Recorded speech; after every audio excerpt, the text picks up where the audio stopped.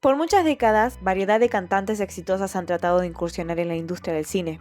Muchas fracasaron, algunas lo siguen intentando. Pocas fueron las que lograron triunfar, consagrándose como figuras de cartelera que atraían a las masas y conseguían éxitos en taquilla, a la vez que vendían álbumes exitosos. El cantante que quiere ser actor, el actor que quiere ser cantante. Hay una brecha que los divide, dejándolos solo tener éxito en un área. Cher, Barbra Streisand, Judy Garland y Lady Gaga son algunas de las artistas que han logrado conseguir tener éxito desmedido en ambos rubros. La primera mujer en lograrlo fue Doris Day, quien comenzó su carrera como vocalista en las grandes bandas de jazz, que más tarde se convertiría en la mujer más lucrativa de la Golden Age, con personajes entrañables y canciones emblemáticas. Doris Marianne Kappelhoff nació en abril de 1922 en la ciudad de Cincinnati, Ohio. Fue hija de Alma Sophie Kappelhoff, quien la nombró Doris por la actriz de cine mudo Doris Keown. Su padre, William Joseph Kappelhoff, fue un pianista que daba clases de órgano y violín. Doris comenzó su carrera artística a los 4 años, siendo bailarina de ballet. Su talento la llevó a ganar un concurso para formar parte de la compañía Franchon y Marco, con la que realizó sus primeros tournees por Estados Unidos. Pero sus grandes ilusiones se reducieron cuando a los 13 años se vio envuelta en un accidente automovilístico que le lesionó gravemente la pierna derecha. Un tren chocó contra la parte frontal del auto en el que ella viajaba, perjudicando sus deseos de ser una bailarina profesional. Doris, creyendo que quedaría lisiada de por vida, se rindió y decidió perseguir su otro sueño, el típico sueño de cualquier chica de los 40, casarse, tener hijos y convertirse en una respetuosa ama de casa mantenida por su marido. Pero el destino tenía mejores planes para ella, o mejor dicho, su madre. Alma quería que su hija triunfara en el mundo del entretenimiento, por eso la impulsó a tomar clases de canto. En silla de ruedas, Doris fue entrenada por su padre. Más tarde, en muletas, comenzó a trabajar con la coach vocal Grace Rainey, quien al principio no la quiso tomar como alumna, porque creía que carecía de talento, pero la perseverancia de Doris y Alma logró convencerla. Así fue que Doris en 1938 hizo su debut como cantante en el restaurante Shanghai Inn, donde ganaba $5 cada noche, a la par que frecuentaba las emisiones locales. Allí, Doris conoció al director de orquesta Barney Rapp, quien la contrató como vocalista de su banda, y le sugirió que se cambiara de apellido. Le propuso que se llamara Doris Day, por la canción Day After Day que ella interpretaba y era elogiada por el público. Al principio le disgustó, pensó que sonaba como una stripper, pero de igual forma decidió tomarlo. Por ese año continuó cantando en diferentes orquestas y programas de radio, hasta que se unió a la exitosa banda de Les Brown en 1939, convirtiéndose en la voz que atraía felicidad a un país que aún estaba en guerra. En 1941 renuncia y se casa con el trompetista Albert Paul Jordan, después de que éste la dejara embarazada, con solo 19 años, comenzando así con su terrible saga de matrimonios fallidos. Él era un hombre posesivo y agresivo, que no estaba muy feliz con la idea de tener un hijo. Le exigió que lo abortara, y tras su negativa la golpeaba, con la intención de forzarla a tener un aborto espontáneo. Pero sus malos tratos no tuvieron éxito, y su único hijo, Terence, nació en febrero de 1942. Después de 2 años de matrimonio, Doris se divorcia del insufrible de Al, quien la maltrataba y le hacía escenas de celos por mostrar las piernas. Tras divorciarse, comenzó a cantar en la radio más escuchada de Estados Unidos y volvió a ser empleada por Les, alcanzando la fama como la vocalista de la orquesta, convirtiéndose en la mujer más famosa y mejor pagada de esa época. En los 6 años que trabajó con ellos, tuvieron numerosos éxitos que alcanzaron el puesto número 1 en los charts, como Sentimental Journey y My Dreams Are Getting Better All the Time. Siendo una exitosa cantante de la música melódica, se vuelve a casar en 1946, esta vez con George Whitelaw, un saxofonista. Con este se estableció en Los Ángeles, pero se divorciaron 3 años después, en 1949. Se dijo que él la dejó porque le incomodaba la creciente fama de ella. A Jorge no le gustaba ser su sombra y ser reconocido por ser su marido, puesto que ella acababa de lograr su debut cinematográfico con un papel protagonista, en la rom-com musical Romance on the High Seas, donde interpretaba a la coqueta cantante Georgia Garrett. Say, as long as I'm handy, I might as well have one taken too. But Miss Garrett, you've already had 7 passport pictures taken. But never as a blonde. La película fue un éxito, y la canción It's Magic consiguió una nominación al Oscar como mejor canción. Doris fue descubierta por Michael Curtiz, el director de Casablanca. Él adoraba su fuerte personalidad y creía que tenía un talento natural. Le dijo: tienes algo natural que nadie debería perturbar jamás. Así fue que Doris comenzó a protagonizar numerosos musicales para Warner Bros. Como My Dreams Is Yours y It's a Great Feeling, a la par que debutaba como cantante solista con su álbum You Are My Thrill. Desde ese momento, su carrera musical y actoral comenzaron a ir en ascenso. Se convirtió en la estrella femenina más lucrativa de Warner Bros., participando en numerosos musicales como Young Men with a Horn, Tea for Two, I See You in My Dreams y Lullaby of Broadway. En 5 años protagonizó 17 películas, 14 de ellas musicales que tuvieron exitosas bandas sonoras y sencillos que alcanzaron el puesto número 1 en el Hot 100 como Secret Love. Sus trabajos más destacados con Warner fueron By the Light of the Silvery Moon, Calamity Jane, su papel favorito, y Young at Heart, donde se le pagó más dinero que a Frank Sinatra. Su aspecto y los papeles que interpretaba logró convertirla en la American Sweetheart, tras su gran popularidad, un título que la prensa norteamericana le otorgaba y le otorga a las jóvenes artistas extremadamente populares, un nombre que se va pasando de generación en generación de mujeres.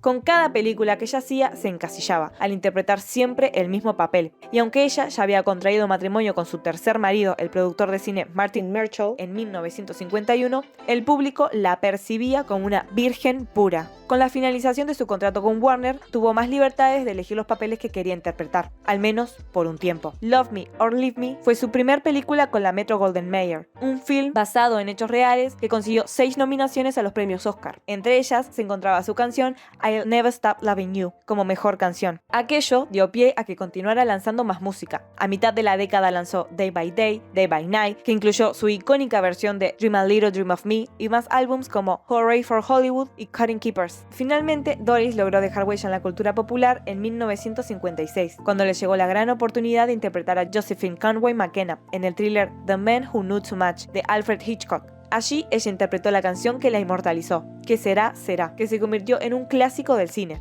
Curiosamente, ella odió la canción cuando la escuchó, dijo que sonaba infantil y se negó a grabarla, pero por la presión de la producción lo hizo, con pocas ganas y mucho profesionalismo, y le dijo al director: es lo último que vas a escuchar de esta canción. Que será, será ganó un premio Oscar a la mejor canción y tras su éxito la reutilizó en Please Don't Eat the Daisies de Glass Bottom Boat y como tema de apertura de su programa de televisión.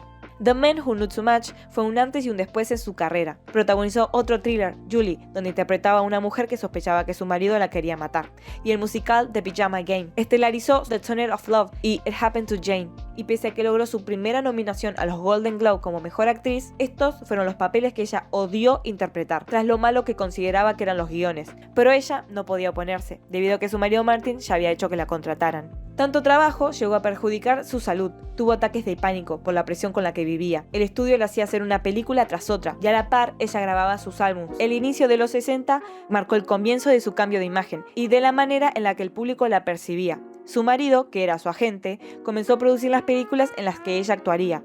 De ser nombrada la American Sweetheart, comenzó a ser llamada la Virgen de América y a ser vista como la típica chica de al lado, The Girl Next Door, por los papeles que ella interpretaba en sus nuevas películas románticas, el de la adorable madre, esposa y ama de casa. Aunque ella en su vida privada no representaba el estereotipo, puesto que ya tenía en su haber 2 divorcios, un tercer marido, un hijo ilegítimo que concibió antes del matrimonio, el cual su nuevo marido adoptó, sus decisiones, que para esa época eran polémicas, no llegaron a perjudicarla. De alguna manera eso al público no le importaba. Doris se convirtió en la mujer que todos los hombres deseaban, gracias a la exitosa comedia romántica Pillow Talk, que le valió su primera y única nominación a los premios Oscar como mejor actriz. Una nominación que se hizo desear desde Love Me or Leave Me. Aunque ella era una de las actrices más exitosas de Hollywood, la academia la menospreciaba. Pero eso no importaba. Su increíble dupla con Rod Hudson fue un éxito de taquilla que maravilló al mundo. Recaudó $18 millones y alcanzó a entrar en el top 10 de las películas más exitosas de 1959. Debido a eso, Universal los volvió a unir para 2 proyectos más, Lover Come Back y Send Me No Flowers. Oh, my darling. Oh, my darling, are you having another nightmare?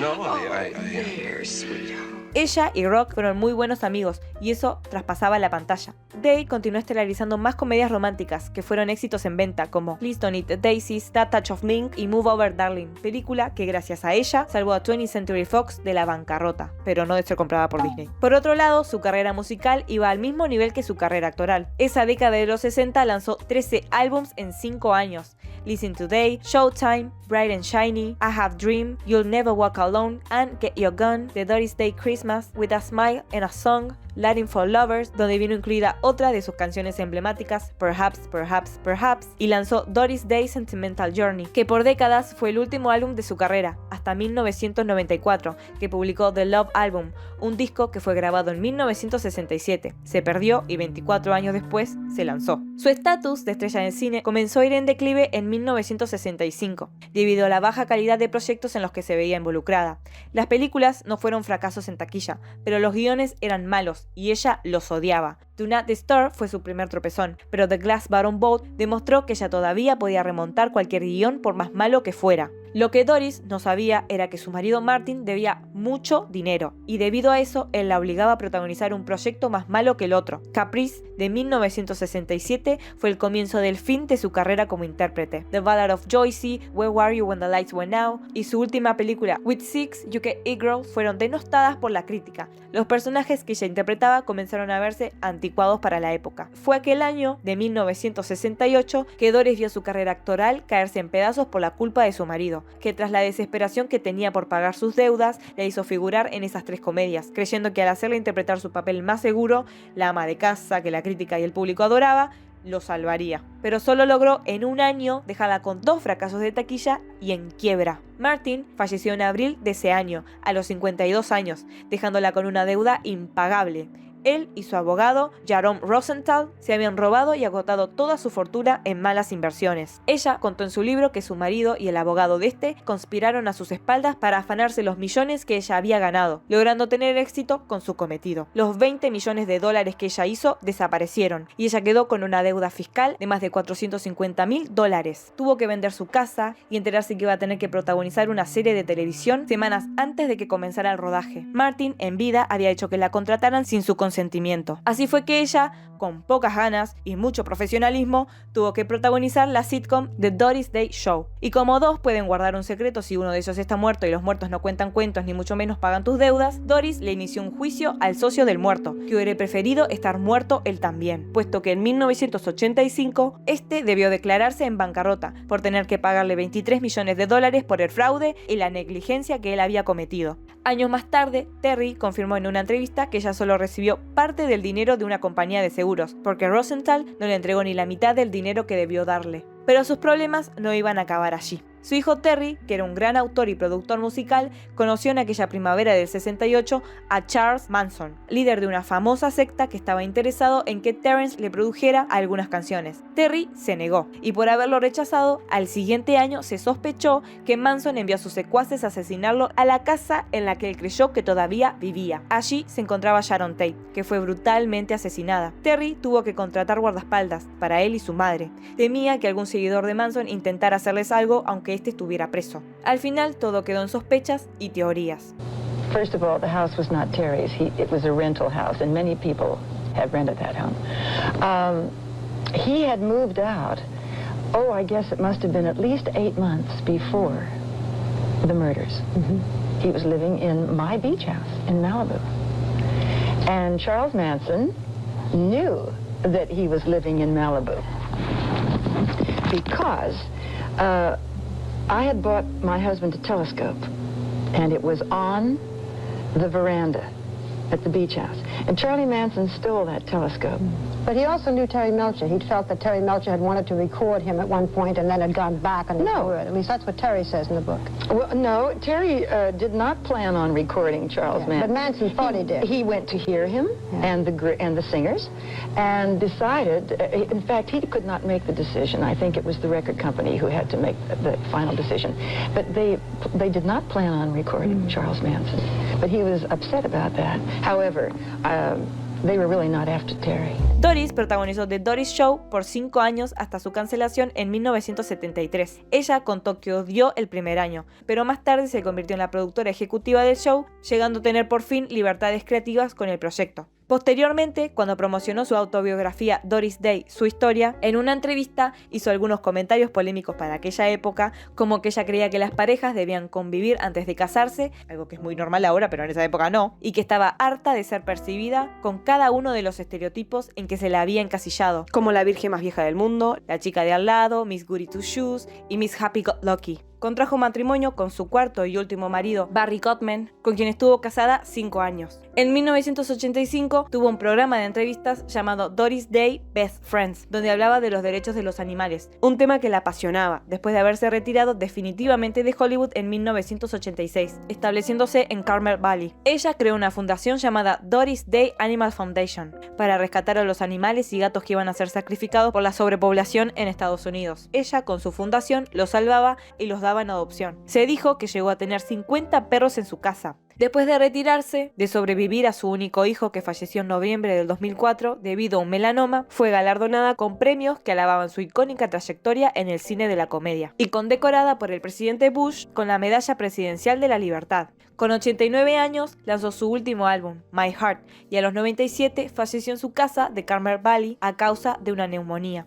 Doris estelarizó 39 películas, vendió más de 6 millones de álbums y grabó más de 600 canciones. Junto a muchas otras, fue pionera en demostrar que una cantante también podía tener talento como actriz, dejando atrás un legado intachable en el cine y la industria musical. Espero que les haya gustado este video, dejen una crítica constructiva en los comentarios, más les vale que le den me gusta y se suscriban porque vi 39 películas para hacerlo. Algunas son una obra de arte, otras son muy insufribles, así que les voy a hacer un top 5 de mis películas favoritas de Doris Day. I'm not thinking of myself. I know I'm dirt under your feet. But what about the baby? What? Your baby. My baby. I don't even know her. The Thrill of It All. Acá Doris Day interpreta a una mujer felizmente casada que le ofrecen ser la imagen de Happy Soap, y tras su exitoso anuncio publicitario se convierte en una estrella de la televisión. Y con eso Beverly comete la peor traición hacia un marido en los años 60, consigue un trabajo y gana más dinero que él, trayendo un conflicto a su matrimonio. Esta comedia romántica no envejeció muy bien, el primer y segundo acto es muy entretenido y es hasta el tercero donde comienza el conflicto real. Todo ese tiempo crucé los dedos para que la película no acabara como teorizaba que lo haría, y lo hizo. Por esa razón está en el puesto número 5. Now get that car out of here, and the next time look at your wife at home, will you? I would if she was ever there. $10 just to look at my wife? Puesto número 4. The Lullaby of Broadway. Doris ha hecho 17 musicales y este es uno de los mejores. Acá interpreta a Melinda Howard, una chica que cree que su madre es una millonaria estrella de Broadway. Así que cuando decide viajar inesperadamente a Nueva York para reencontrarse con ella, en su supuesta mansión, el dueño y los empleados de la casa tratan por todos los medios de que no se entere que su madre, Jessica, en realidad es una fracasada cantante de cabaret. Isn't that a beautiful painting? Madam, this is not a museum. People don't come in off the streets. Don't do that. It's liable to leave a ring. Do you realize how much a table like this costs? Este es un musical con un vestuario increíble y en mi opinión en que mejor canciones tiene, pero no puede superar el puesto número 3, Romance on the Highest Seas, el musical donde Doris hizo su gran debut. En esta comedia romántica, Doris interpreta a Georgia Garrett, una mujer que se tiene que hacer pasar por otra en un crucero por Sudamérica. Elvira Kent es una mujer casada que desconfía de su marido. Ella cree que mientras esté de viaje, la va a engañar con su secretaria. Así que lo engaña y lo hace creer que se va de viaje. Contrata a Georgia para que se haga pasar por ella, mientras se queda en Nueva York a espiar a su marido Michael, quien tampoco confía en ella y contrata a un detective privado para que la persiga en su viaje. Oh, I almost forgot the most important thing. How do you feel about men? They're grand. I mean, they're the most important thing. Este musical me encantó, es muy enrevesado, ni siquiera sé si se entendió la hipnosis, pero menos van a entender la del puesto número 2, Young at Heart. En este drama musical, Doris interpreta a Laurie, la hija de un director de orquesta o musical, la verdad no entiendo muy bien quién es, que invita a su casa a 2 de sus empleados, Alex Burkle y Frank Sinatra. Laurie se enamora perdidamente de Alex y cuando este le propone matrimonio, ella acepta sin dudar. Pero cuando se entera que su hermana menor Amy está enamorada de él también, gracias a Frank Sinatra, toma una decisión apresurada. It's not the quality of your laughter I'm talking about, it's your attitude. Attitude? I asked him to throw his head back and laugh, and he wants to know why he should. As if somebody has to have a reason to laugh.